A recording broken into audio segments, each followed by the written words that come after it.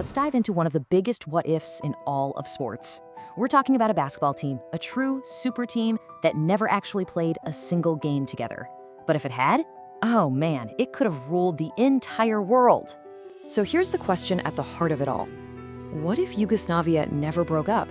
I mean, just imagine for a second, all those incredible basketball nations like Serbia, Croatia, and Slovenia, all playing under one flag. What kind of team would that even look like? And more importantly, could anyone on Earth stop them? Now, before we get ahead of ourselves, you have to understand something. This whole what if is so compelling because Yugoslavia was already a basketball superpower. We're talking long before the breakup. They were constantly winning European and world titles, a legit powerhouse. The whole region was basically a factory, just churning out world-class talent. And that's what leads to this incredible and honestly pretty believable idea. If you took all the talent that's come out of those separate countries since then and put them all on one team, you're not just looking at a contender. No. You are probably looking at the single greatest national team ever in the history of basketball. Okay, so let's do it. Let's have some fun and actually build this dream team. And here's the cool part. Because they all came up through a similar basketball culture, we can pluck legends from different generations and they'd all fit. It's almost cheating, the roster we're about to build.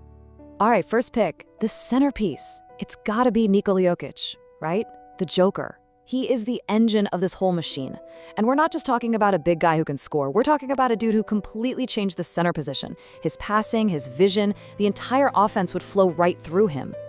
Okay, you've got your engine. Now you need that perfect, do-it-all piece to go with him. Enter Toni Kukoč, the Croatian sensation. This guy was the definition of a point forward before it was even really a thing. He could dribble, he could shoot, he could pass. He was the ultimate Swiss Army knife. For a team stacked like this, he's the absolute perfect glue guy. And then you need a killer, a pure, unapologetic scorer, and that's Dražen Petrović. Man, what a legend. He was just an offensive force of nature, absolutely fearless. When they needed a bucket, Dražen was the guy who could just take over a game all by himself. He'd be the team's flamethrower, for sure. So you've got Petrović in the backcourt. Who do you pair him with? How about another modern-day genius? Luka Doncic. Imagine that backcourt. Luka's ability to control the tempo, to create something out of nothing, it's already the stuff of legends. When the game is on the line, you just give the ball to Luka and get out of the way. And this is where it gets just ridiculous. The bench. I mean, look at this list. You bring Vlade Divac off the bench, another genius passing big man, Peja Stojaković, one of the deadliest shooters of all time, Dejan Bodiroga, the ultimate clutch floor general. Then you've got guys like Teodosic with his insane passes and Bogdanović with his instant offense. Seriously, the bench unit alone could probably win a medal at the Olympics. So when you put it all together, look at how perfectly these pieces fit. It's like a perfectly designed machine. You've got these huge centers passing like point guards, which just completely breaks the defense. You've got shooters everywhere, so who do you even guard? And then you have these brilliant playmakers who dictate the pace of the game. It's just smart, surgical basketball. So, that's the team, a collection of absolute legends on paper. But that leads to the million-dollar question, doesn't it? Could anyone actually beat them? How would this team stack up against, say, the other giant of international basketball, Team USA? And the answer, believe it or not, might come down to their single biggest advantage. And it's not just about raw talent. Nope, it's all about the system. Think about it like this. It's a total clash of philosophies. Team USA, historically, is like an all-star team. You get the best individual players in the world, throw them together for a few weeks, and rely on pure talent. But this Yugoslavian team, they'd be different. These guys all grew up playing the same brand of basketball. They'd have this built-in understanding of how to play together. The chemistry would be there from day one. And that's exactly how they'd beat you. You know, Team USA might try to play fast, rely on one-on-one brilliance. But this Yugoslavian team, they would just slow the game down to their pace. They'd be patient, run their sets with absolute precision, and just wait for you to make one tiny mistake. And when you did, bam, they'd punish you for it.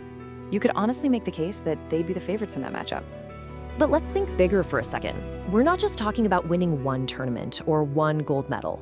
With a team like this, we could be talking about an actual dynasty, an era of just complete global domination. And why a dynasty? Well, because the talent well in that part of the world just never runs dry. That Balkan basketball system is a literal talent factory. It just keeps spitting out these amazing, high IQ players who are tailor-made for the system.